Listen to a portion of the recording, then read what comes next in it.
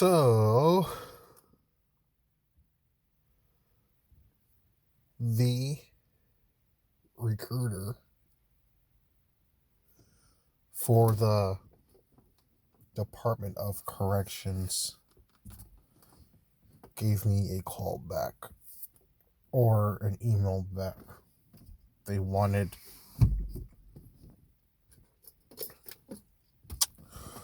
a lot of stuff.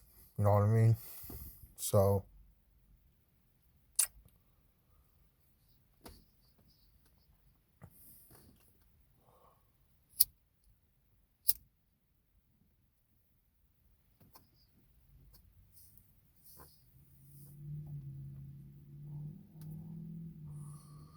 they wanted a lot of stuff. And it took some time to email them because they wanted everything scanned or faxed. So, not everyone has a fax machine.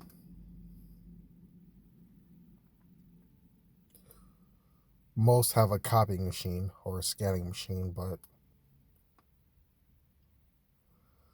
I think that's kind of tasking if you have one anyway, you know, because you got to worry about the connection, you have to worry about the size that you're sending and all that stuff. So,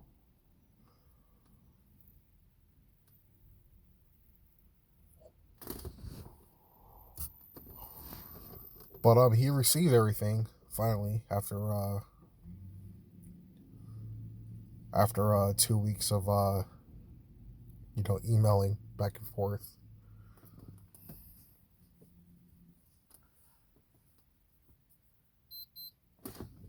So now he said he's going to call me back to set up an interview.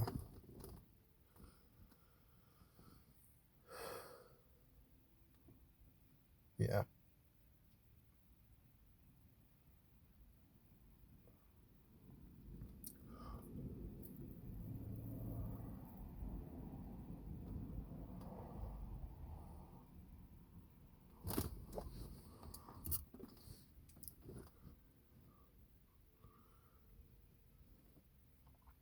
So I still want to do law enforcement, but the Department of Correction is probably just as good. It's probably like a step below law enforcement. You know, the police, they round the people up and then they pawn them off to the Department of Corrections. So we're pretty much babysitters for these guys until they get released or something in that nature.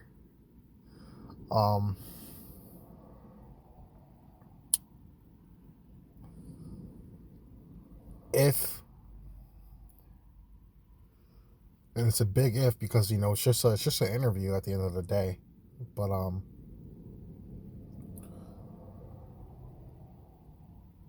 but if I get hired after this interview, then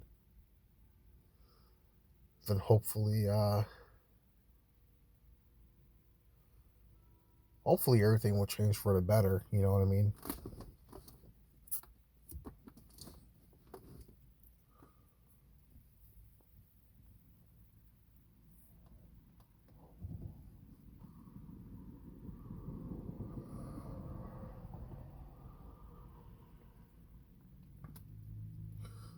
I might like it. I might not. But it's definitely a solid career where I could tell people, I don't have a job, I have a career, you know. But just like there's dirty cops out there, there are some correctional officers that also abuse their power as well. So I've been looking at some videos and some articles about some correctional officers that fucked up. You know what I mean?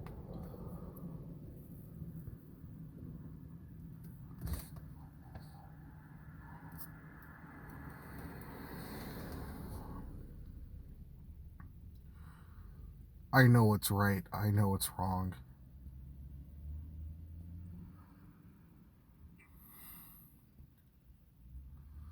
I'm not gonna lie to you. Like, I do bend the rules sometimes. Not all the time, but sometimes, you know. But I don't bend the rules to the point where it affects me or affects any job or establishment. You know what I mean?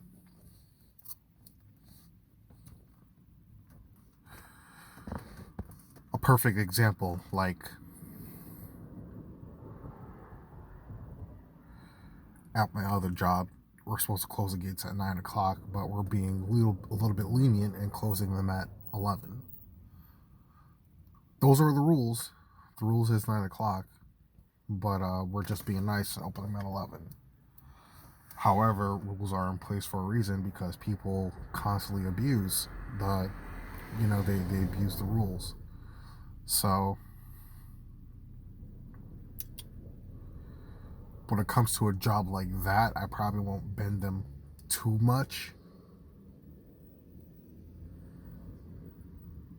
because you never know who's watching and you never know who's going to take advantage of that. Also, we hear a lot about the prison life or the inmate life, like you have some guards that are constantly harassed, some guards that feed in to the other inmates and pretty much become their bitch, or not like in a sexual way, but in a way that's like,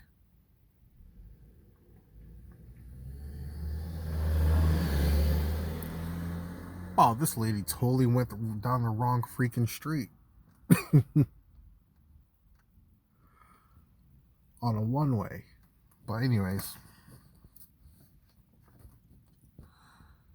like you have some correctional officers that would even smuggle contraband items for an inmate or two, simply because they kind of feel compelled to do so. And what have you. But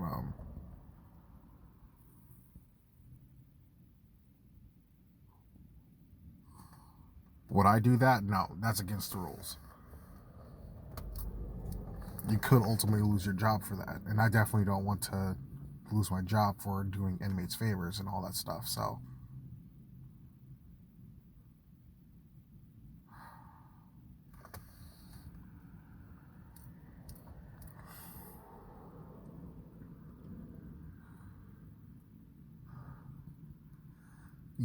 but some take their job serious, others don't.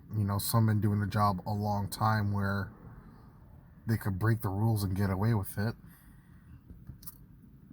But I'm not really good at lying. If I leave some information out, it's not intentional. It's just that it didn't cross my mind or I forgot about it. But I definitely don't go out of my way to lie, though. You know what I mean?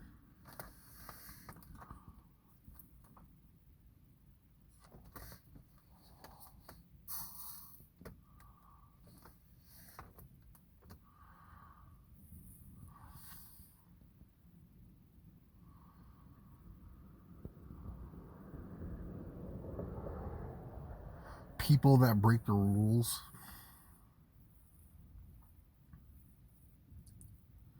there's breaking and then there's bending. So people that break the rules don't really know like how it would affect the other person or the masses.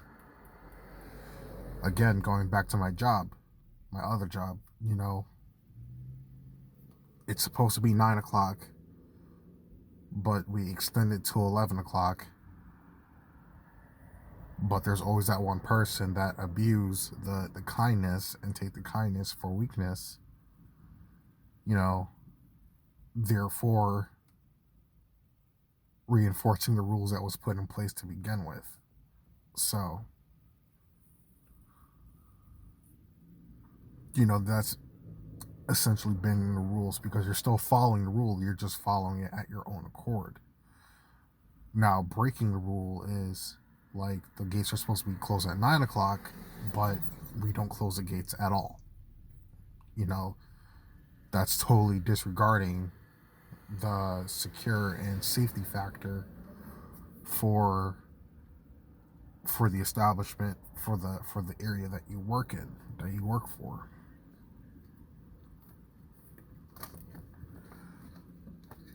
So I'm definitely not going to be that guy to pretty much ruin or cripple the establishment. You know what I'm saying? So I know in some prison systems, lights are off at a certain time.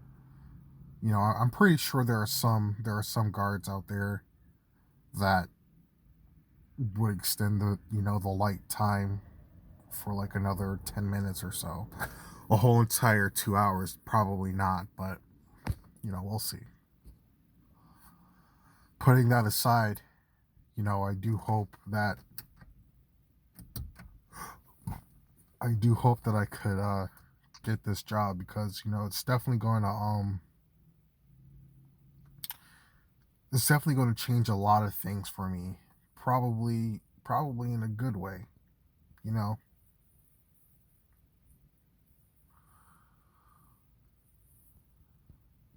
Am I going to feel sorry for them? Probably to a certain extent.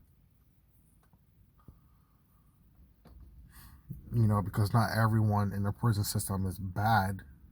You know, some have been legitimately framed. Others, they play their loyalty card way too much and you know, wouldn't compromise their friends' freedom or their family members' freedom for their own. So they're pretty much taking the fall. But nonetheless, it's all there for a reason. You know,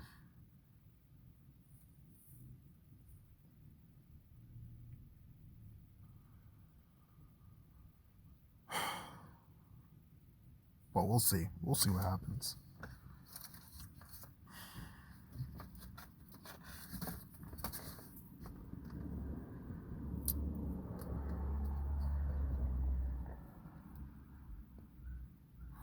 We'll see what happens because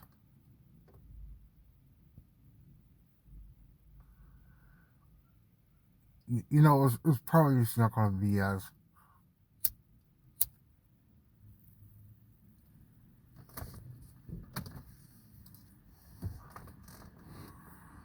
it's probably not going to be as bad as I think it'll be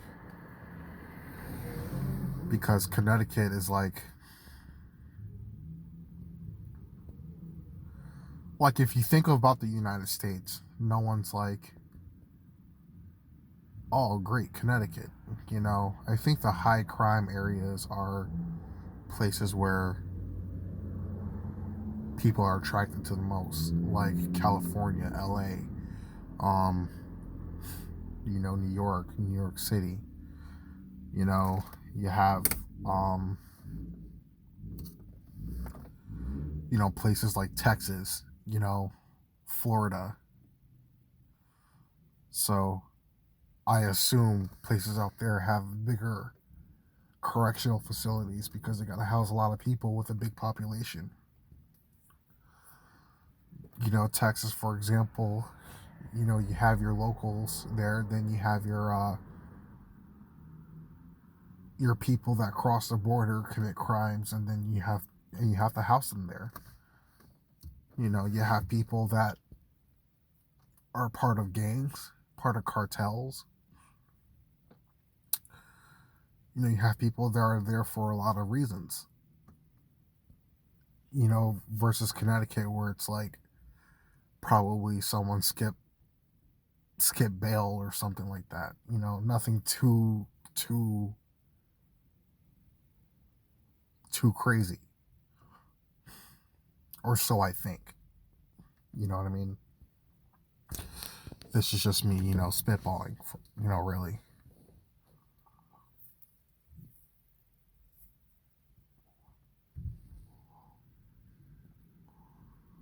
But if I get the job, I'm definitely gonna thank God for helping me out and helping me come this far. You know, and hopefully God would help me succeed in that endeavor and probably future endeavors. You know what I mean? I know for a fact that for the first 2 years I'm going to be working a lot. And what I mean by a lot, I mean like by a whole lot. Because I hear that if you're a new hire, they're going to force you to get overtime. People say, yeah, I made about $70,000 a year. And while I'm going through the application process, I see that the base pay is like 40 grand a year. But, people work a lot because it's probably forced. It's like forced overtime. You're going to work on holidays. You're going to work on the weekends. You're going to, right now, if I didn't have my other job, I'll have the weekend to myself right now. This past Saturday and Sunday, I was at work, but before taking the job, which I was very reluctant to take the job because I was like, I'm going to sacrifice my weekends, but not everyone has that luxury to have weekends to themselves. But nonetheless, I know it's going to be a solid 2 years where I'm not going to have any time to myself but to go to work. However, this is what I wanted, so hopefully it's going to work out for the best for me. But again, if God willing.